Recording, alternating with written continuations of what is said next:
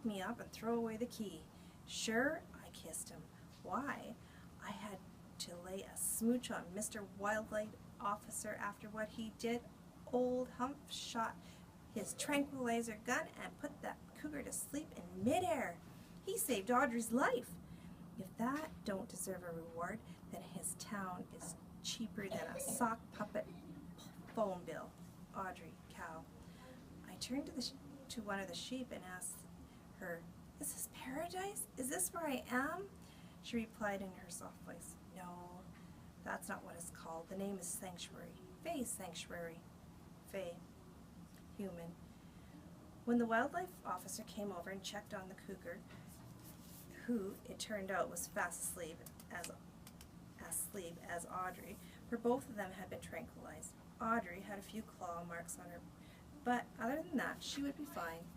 The officer contacted his department to get assistance with the cougar, while I took my cell phone out and called Daisy Dream Abattoir. When I got the manager on the line, I turned to Mr. Parker and Mrs. Kampfelt and told them why I was there, to demand Audrey's freedom.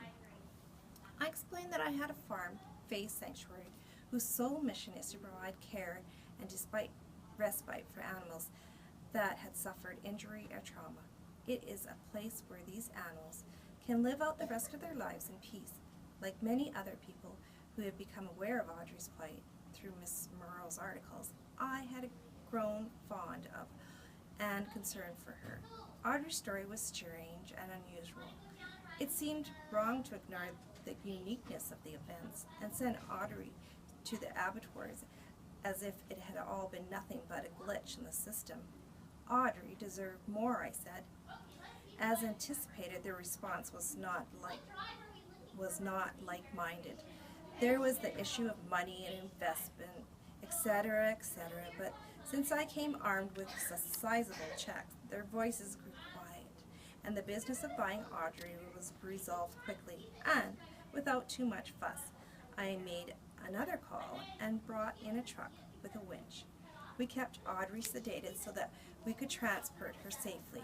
We hoisted her gently onto a soft bed of hay and took her to her new home.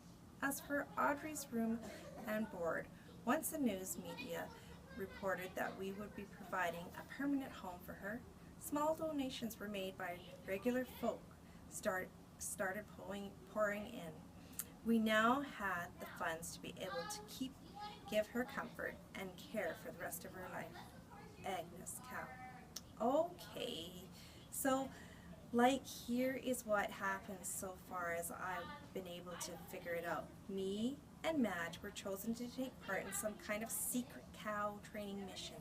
I know, eh? What's that all about? But I'm thinking it's on account of that spaceship I saw flying over the farm a while back. But then Audrey shows up and I'm like, whoa, no way. She must be running the operation, which is why she hasn't been around the farm lately. And then this growling, furry space alien comes out of nowhere and attacks Audrey. There's blood everywhere, which is really, really bad, but also really, really interesting because it's so gross. Oops. Sorry.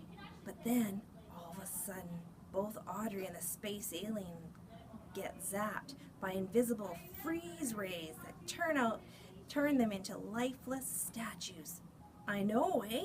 Did I hit the mystery jackpot or what? Of course, Madge saw things a bit different than me. Audrey, cow. When my tempest tossed, when overwhelmed, when life is harsh and scary, protect your heart until you find a place called sanctuary. Sanctuary. I like that word. I like the chewy feel of it on my mouth when I say it. I like that such a word should exist. As for paradise, there was a twinge of sadness when I realized I wasn't about to see Mother anymore. More troubling was not knowing what happened to Madge and Agnes back at the meadow. If they weren't here safe with me, then where were they? But eventually my worst fears were put to rest when a visitor came by with the news.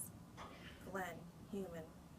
My daughter Esfeld announced at dinner a few days after the capture that she wanted to go see Audrey and make sure she was all right. I assured her that the cow was fine, but Esfeld wasn't satisfied. She stood on her chair and insisted she needed to see Faye's sanctuary with her own eyes. I admit that I was a little curious myself, so I promised Esfeld that I would drive her there on Sunday morning if she agreed to sit down and finish her meal.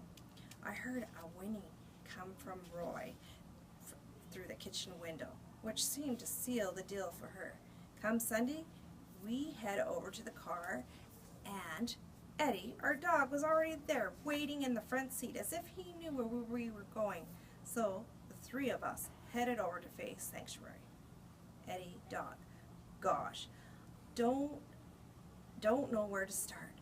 It was so wonderful and exciting, like a surprise gift. Madge and Agnes came to Bittersweet Farm bursting with news about Audrey and how hectic she was running to save them, the cougar attack, the gunshots, and finally about kind old Lady Faye, who offered Audrey a new home. She was going to be all right, alive and all right. All of us sure felt swell about how things turned out. We felt proud too, because we accomplished something important. But when Roy heard about the ride over to the sanctuary, he came directly to me. Roy said, "You might want to mosey down to Farm's motor vehicle come Sunday morning." Darn tootin' I would. Once he filled me in on what was happening, I knew that nothing was going to stop me from heading over to Sanctuary too. Not Farmer, not Dad, not a tornado of sheep. Audrey, cow. Eddie flew out of the car like he had grown wings. I watched him tear across the yard in a blur of fur and a shower of yaps until I felt his cold nose next to mine. It was good to see my friend again, to nuzzle him and lick his ears, to thank him once more for being my friend. Eddie came loaded with regards and assurances that everyone, Madge and Agnes included, was fine. Then little girl Esfeld came over, gave me pats on kisses, and whispered her secrets while she stood on tiptoe. But when Faye's promises of cookies and juice pulled her away, I was able to show Eddie around and introduce him to my new family, so that he would have stories to bring back to my first family, my beloved family, the family I could never forget. Saying goodbye to him yet again was difficult, but not nearly as hard as the first time. I could no more return my life at Bittersweet Farm than I could pretend that I lived on a real farm when I was back in the forest. As much as I would have liked to return to my old life with Eddie, Buster, Roy, and the ladies, in my heart of hearts, I knew that was impossible. Bittersweet Farm was a working farm, and every animal had a job. My position, should I have come back, would still include a one-way trip to Abbotsford. So that couldn't be my future, and I suppose I would be going on my clover tasting tour of France either, although one still can dream. I live at Faye's Sanctuary now. This is where I belong.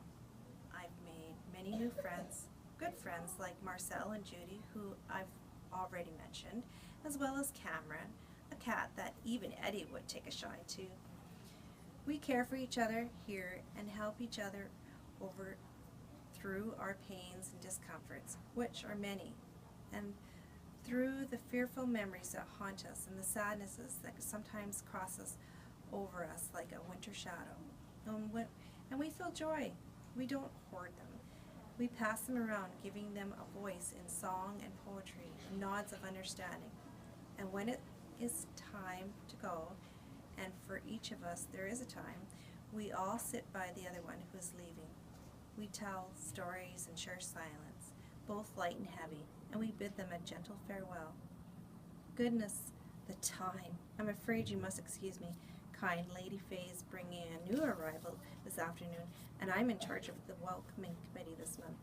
I'd like to thank you all again for your interest in my story, The attention has been very flattering indeed.